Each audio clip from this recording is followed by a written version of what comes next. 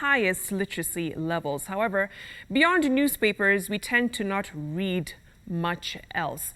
Tonight, we're talking about our poor reading culture, or at least what is perceived as Kenyans' poor reading culture, at a time that the country could be going to a referendum to make amendments to the Constitution based on a report that most probably won't read.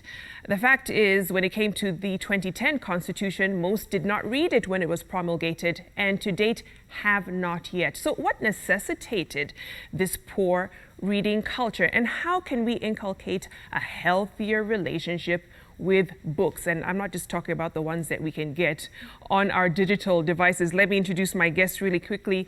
In studio with me is Rachel Ombaka, who is an editor with Citizen Digital. And we also have Kinyanjui Kombani, who is a writer as well as a learning solutions specialist. Thank you both for joining me. Thank you, Vicky. Let me begin with you, Rachel. When it comes to where this all started, we don't seem to have an affinity for books. Why is that? So, that's a controversial statement, I must say, especially considering the part of the country that I come from. Most people will say we read. Right. Yeah. Myself, for example, I grew up seeing books around me. I grew up seeing my dad reading. So for some, that may be a controversial statement, but for majority, it is a true statement. And it stems from what I've just talked about. Yeah. If you grow up not seeing books, if you grow up not seeing your parents read, you will not read as an adult. Yeah. And then it's also very important to consider the fact that our education system, for most, is torturous. You're reading for exams. You're not reading for fun. Yeah. So if by the end of primary school, by the end of high school, by the end of university, you can get rid of the books, you'll get rid of the books because you're done. You've passed exams, you've gotten a job, you don't need the books anymore. Right. So it's education system, it's socialization, and then also we don't have resources or libraries, for example. We don't have public libraries that encourage that, you know? The Macmillan Library, for example, is very, very old, 1931, I think. But it's in a very dilapidated state. Book Bank are trying to reorganize, put in books that are not colonialistic in nature, you know. But in terms of realistically speaking, we don't have libraries that encourage a reading culture. That's my opinion.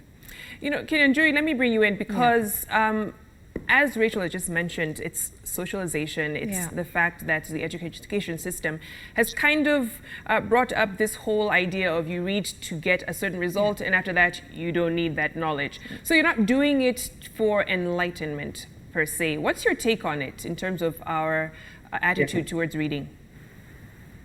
Yeah, I agree with that. And you see that whenever, because I've had the chance of having some of my books studied in the curriculum, is that one of the things that the education system has done is to ensure that you only read only for the passing of exams. And that's why I agree with Rachel that because of that, the way we relate to books, we do not, what has changed is that we do not read for pleasure.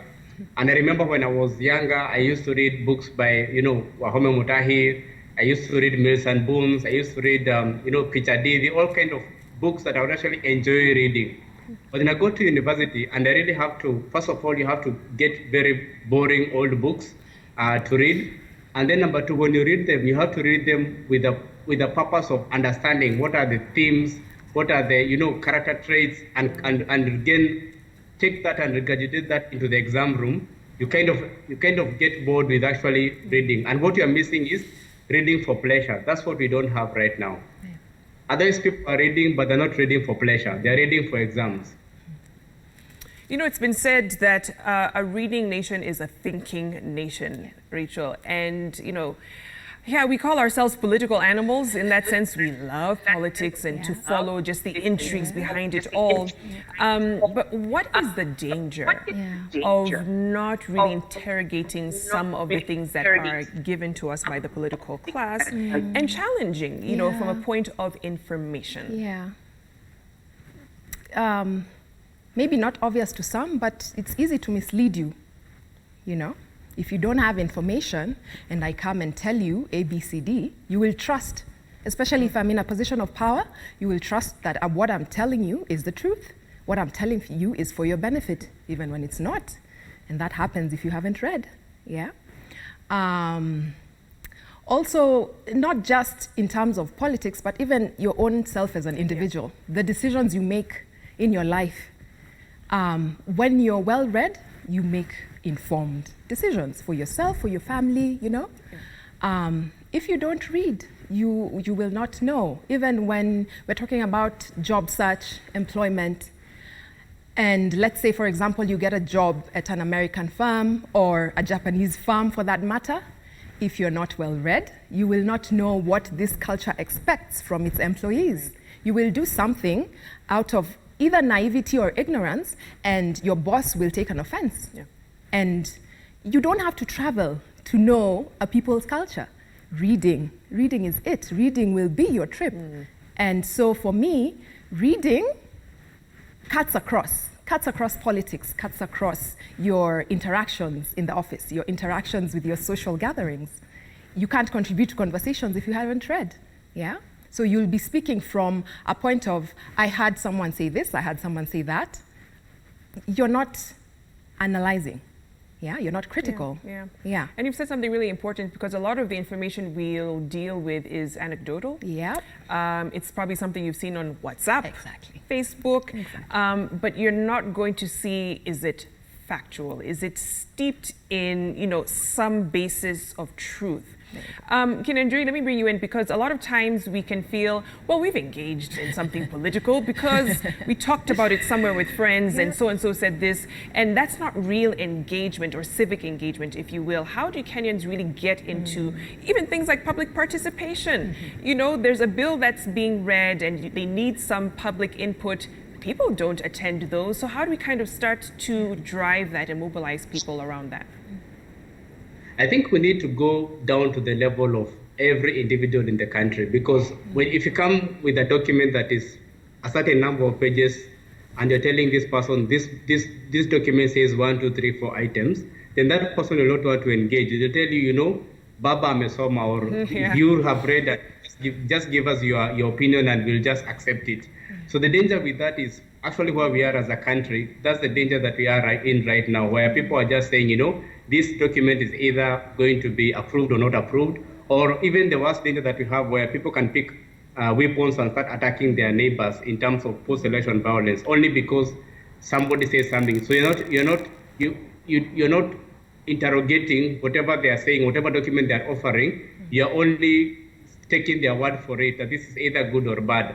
And that's the biggest implication that we have in terms of the way we engage with society. Absolutely. And let's talk about a space that we're in, an age that we're in, if you will, the digital age, right? Rachel, you know this all too well because you work on our digital desk. And just how people interact and engage with content on the digital space. Where does that leave the hard copy books, you know, and documents, and just how people interact with information now? So for example, we'll publish a story today on the website, then share it across our social media platforms. Then you'll get engagement, you'll get people commenting. And more often than not, you'll have someone asking, so where did this happen? Who was speaking? It's in the story. Oh, wow. They would rather not click to read. They would rather someone answers their question on that tweet, on that Facebook. So you already see from that point that people are not reading. But that doesn't mean we need to stop churning out content. It only means that we have to find a probably a different way of engaging with our audience. These WhatsApp messages that are forwarded left, right, center, maybe we could tap into that, you know? Make it short and sweet so that it's easy to share, easy to read, because there's the issue of concentration span. You're getting information from a lot of sources. And I can assure you, when people are watching TV, for example, they're not watching like this, they're watching like this, you know? They're watching with the phone. Probably not commenting about the show, probably watching CNN, the US election, you know? So eyeballs. So the digital age brings its challenges, yes, in terms of so many things coming from so many angles. But instead of looking at it as a challenge, there's a very big opportunity. And I think that's one of the reasons why podcasts are becoming a huge thing, you know? And there's a section of Kenyans who've tapped into that, and it's a powerful tool to engage with people, considering that reading is becoming a bit difficult. But having said that, the US, some states have libraries where they combine the physical and the digital, so that you are immersed in both at the same place, you know? So in terms of looking ahead, combine both. Without looking like I'm promoting one of our products, there's Viusasa. Who would have thought that we'd be using Viusasa for education? We are. So there's a place for books. Then there's the value addition of technology. Probably something will be taught during a Zoom or Skype call as we're online learning, but then the phone, they will see someone doing what was being taught in class. So technology for me brings value addition. It's not, it is a challenge, yes, but can be used as to enhance the learning experience. Absolutely. So just adapting to the changes and, you know, kind of incorporating. But, you know, Kinyanjui, how do we still keep it relevant? Because you have those stalwarts, right? Who are saying, no, we cannot see the death of reading and hard copy books and newspapers and magazines. But the world over, we're seeing that happening. In a world of TikTok and Instagram and where video content is king, how do you keep that alive and relevant? I think I agree with Rachel in terms of even when you put up a poster and they say I have an event or a webinar, you'll still have people asking you what are the charges, and it's all there in the poster. So people will read it, they will like it, but they won't ask. But back to your question, I think one of the things that we can do is to think about being digital first, because yes, we have people who are still looking at, you know, we want paper and everything.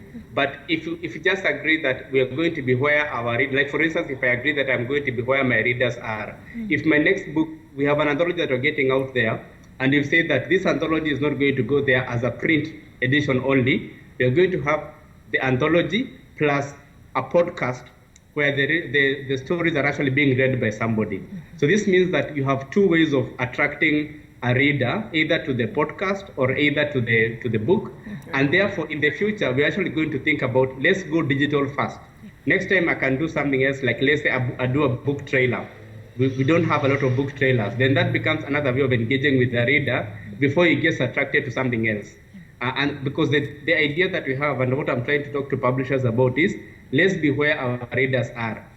If our readers are on Facebook, that actually makes them interact with Facebook, but then refer back to our content, whatever it's a book. And then also if it's a book, don't just think about the physical book. I get a lot of more queries about Kindle editions. And if you're not there, then our reader will not be there. If we're not where our readers are, we'll never go anywhere. We'll still be talking about the reading culture when already the ship has the ship is sailing without our knowledge. So you have to go to where the people are. I mean, something we just can't get away from. And I have to kind of go back to the whole point of civic education and Kenyans really interacting with information from, or rather just the world around them from a point of information, right? And not probably from an emotional standpoint. Okay, and that's a lot of times how we interact with politics. Also that issue of confirmation bias. So if you're talking the language that I speak, I'm more inclined to listen to you. Absolutely. As opposed to really being objective. How do we really ramp up the issue of civic education, not just around politics or election time, but just generally, so Kenyans even know their rights, you know, and how they can exercise them. How do we do that in a meaningful way? That's a really, really good question. And it's very timely. I think we have to redefine what civic education means. Because from where I sit, most Kenyans think engaging in democratic processes requires you to be an activist, which isn't it? Rini Ngamau, Amnesty International, she's always saying you don't need to be an activist. You can be a mama mboga, you can be an editor, you can be a policeman, but if you have civic education, you will know that you have the right to demand for accountability. You have the right to demand that leaders implement policies, implement laws the way they're supposed to be implemented. So I think it's just rethinking our perception of civic education. And not just rethinking it, but also the way it's targeted. Because as we speak now, it's targeted to watu wa mashambani. Yeah. And yet, the middle class, the upper class need civic education. Yes? So it needs a holistic approach, in my opinion. Probably even put it in the curriculum so that it starts from that basic level. You're explaining it to children who will interrogate it as they grow up, as their mind, grows, as their mind expands, so that they know civic education is a thing. That's why we have people like Greta Thunberg, Yeah, absolutely. That's civic education. She has grown up knowing her rights, knowing what leaders are supposed to do. Yeah. And at such a young age, she's able to interact with Trump. Exactly. She's able to call him out because she knows her rights at such a young age. How many of us can do that, We sit back and say, we'll let Boniface Mwangi do it. We'll let him tell them to stop, overtaking us on the roads. You have the right to do the same, So just looking at it holistically, not just in terms of mashambani, and then also where we engage people. As Kinyanjui Kombani said, you have to go where people are. So if you're doing civic education, create content that sits well in the digital age. Yeah. I really like that you raised that point of it's not just for a certain cadre of people that you feel, they're uninformed, that's the masses, the intellectuals, the people who know are on Twitter. And unfortunately, we feel like we know it all if you're in the middle class and you're there engaging with 140 characters or less, but you really do not. Kinyanjui, how do we kind of tackle that and challenge that cadre of society who feel, but we know our rights, we know how to exercise, our rights and push our weight around. And then at the same time, that also is not translating to the masses, so we have the issue of hashtag activism, where it only stays on Twitter and social media, but nothing happens on the ground, no one is held accountable. How do we challenge that? I think the two things that have been mentioned, number one is that we need to highlight the impact of the things that, normal things, like for instance, just what Rachel has highlighted is that the idea of stopping a politician who is breaking the law by driving on the right side of the wrong side of the road, then don't have to be an activist to do that. You can actually demand for your rights right now. So we just need to be able to highlight such issues so that people know that whatever I do, if I stop something bad from happening, then I'm an activist. That's number one. The number two also, again, back to what Rachel has talked about in terms of how do we engage with these people?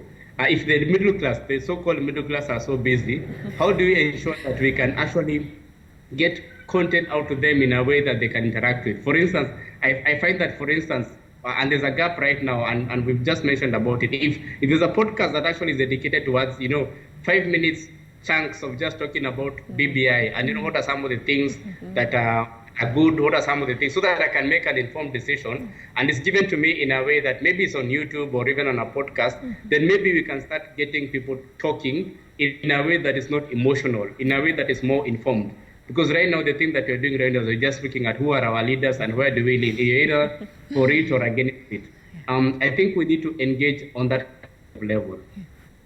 Absolutely, and we have to leave it there. Thank you so much, Kinyanjui, Rachel, for your insights coming in and shedding more light on this issue. Hopefully it challenges many more of us to interrogate and interact with the world around us from a point of information. Knowledge is indeed power. Keep the conversation going on social media. The hashtag is Citizen Weekend. Thanks for watching.